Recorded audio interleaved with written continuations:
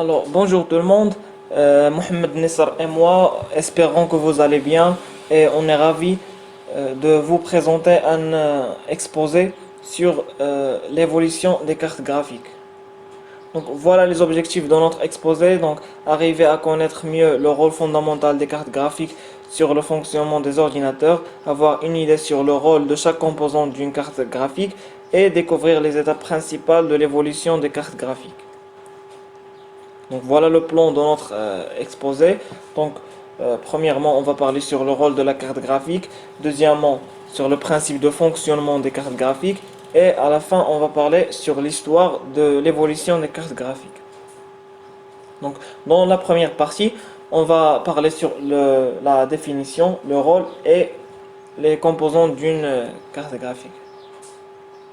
Donc, c'est quoi une carte graphique? Donc, la carte graphique, c'est la partie hardware de l'ordinateur qui est responsable du rendu de l'image sur votre moniteur et le fait en convertissant les données en un signal que le moniteur peut comprendre. Et il y a deux types de cartes graphiques. On a les cartes graphiques intégrées, ce sont les cartes graphiques intégrées dans la carte mère de notre ordinateur quand on les achète. Ils sont intégrés par le fabricant et généralement, ce genre des cartes graphiques ne garantit pas une performance graphique de haut niveau. Et il y a les cartes graphiques discrètes, ce sont des cartes graphiques complémentaires qu'on peut les acheter et les installer sur les ports PCI Express de notre carte mère. Et le but de de l'utilisation des cartes graphiques discrètes, c'est d'améliorer le performance graphique dans notre ordinateur. Donc, c'est quoi le rôle de la carte graphique? Donc, pour expliquer le rôle de la carte graphique dans un ordinateur, on va utiliser un exemple. Donc, considérons que l'ordinateur est une entreprise qui a son propre département artistique. Donc, lorsque les autres départements de cette entreprise ou lorsque les gens de cette entreprise ont une idée et ils veulent la convertir en une image, ils vont vers leur département artistique et il lui dit voilà, on a une idée et on veut la convertir en une image. Donc le département artistique décide comment il va créer l'image pour représenter cette idée. Donc le résultat final est que l'idée de quelqu'un devient une image réelle. Donc c'est presque la même chose pour la carte graphique. Donc le CPU de notre ordinateur en collaboration avec les applications logicielles envoie des informations sur l'image à la carte graphique, l'image à afficher et la carte graphique décide comment utiliser les pixels de l'écran pour créer cette image. Donc on passe maintenant aux composantes des cartes graphiques. Donc la première composante qu'on va parler à propos, c'est le GPU ou Graphics Processing Unit. C'est le cerveau de la carte graphique et c'est lui qui crée les visuels ou les images qu'on voit sur notre écran. Donc la puissance de ces GPU variera selon le modèle sélectionné. Donc le GPU pour pour la carte graphique, c'est presque la même chose que le CPU pour la carte mère ou l'ordinateur.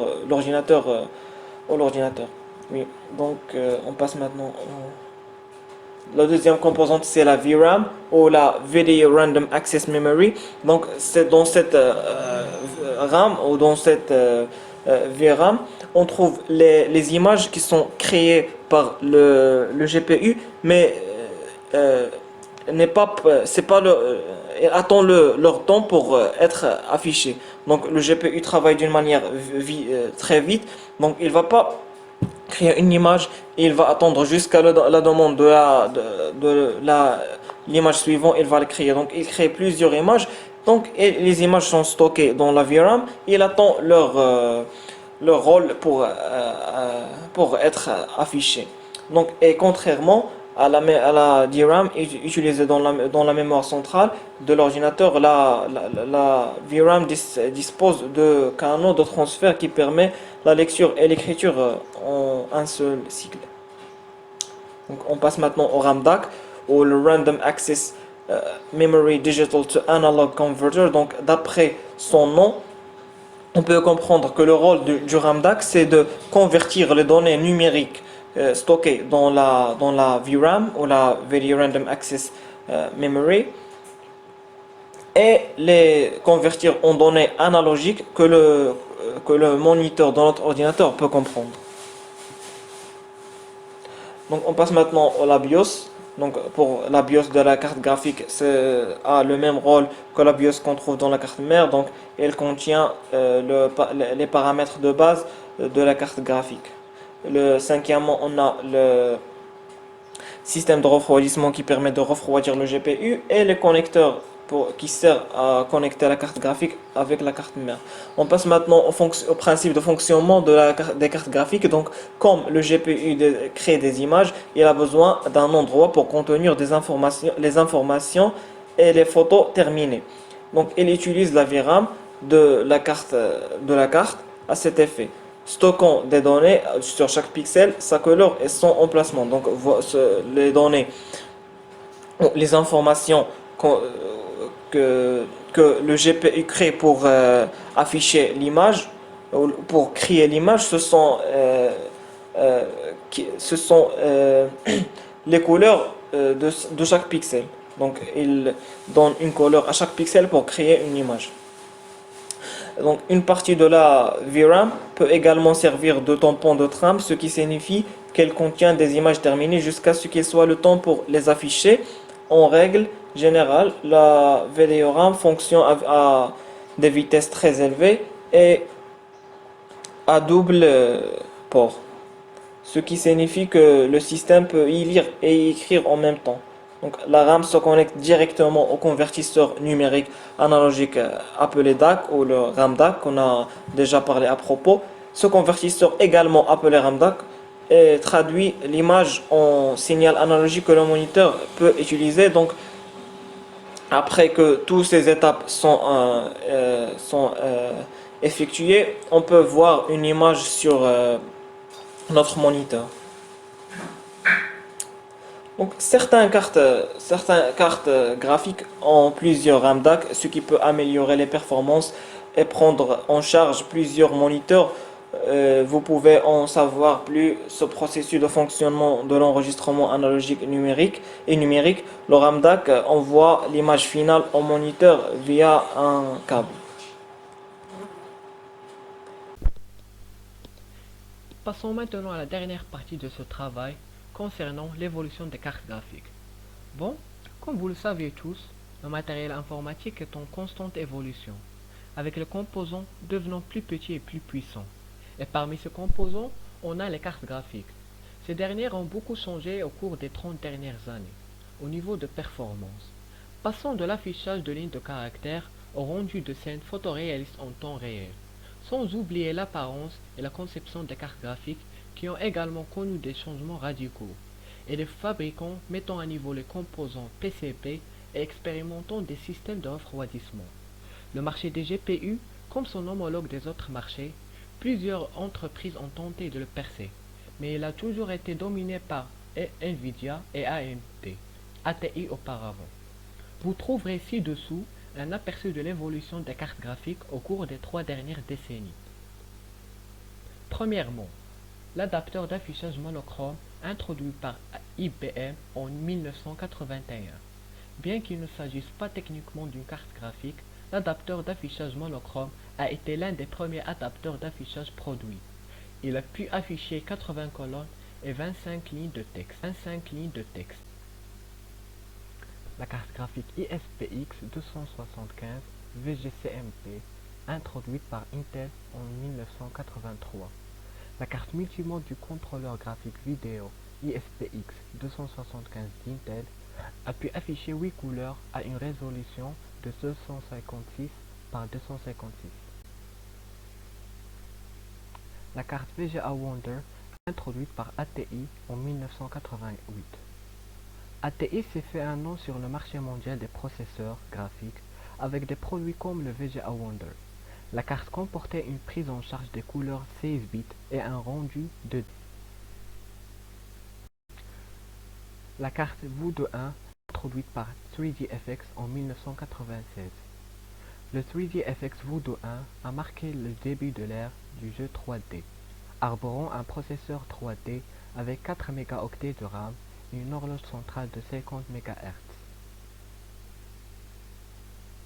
La carte Riva 128, introduite par Nvidia en 1997.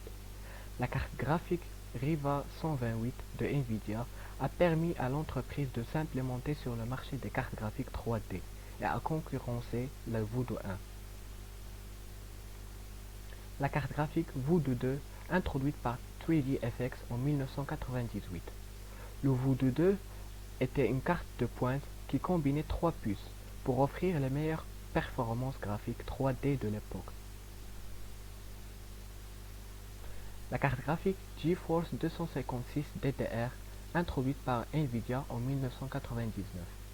La GeForce 256 de Nvidia était dotée d'un refroidisseur pour sa puce de processeur et de la prise en charge de DirectX 7.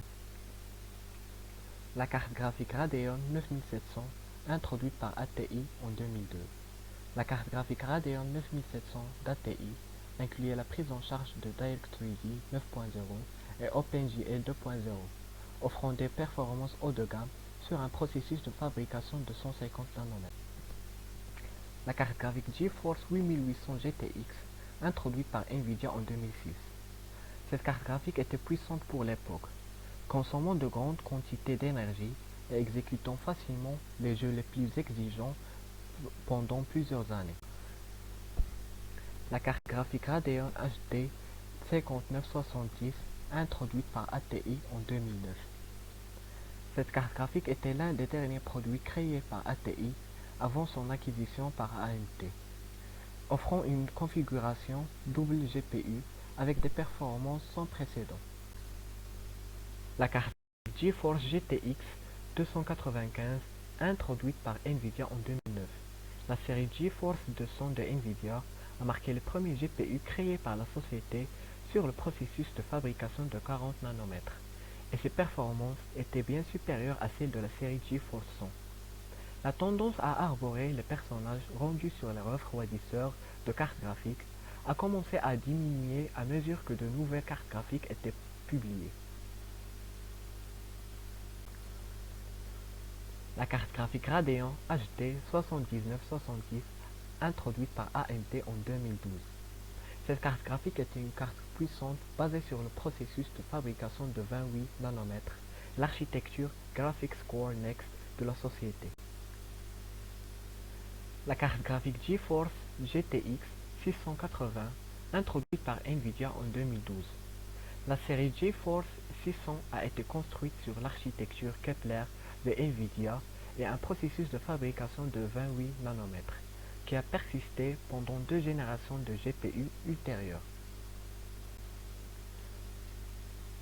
La carte graphique Radeon R9 290, introduite par AMD en 2013. La Radeon R9 290 est un GPU haut de gamme qui reste un concurrent puissant contre les cartes modernes et qui se maintient dans les titres modernes. La carte graphique GeForce GTX 970, introduite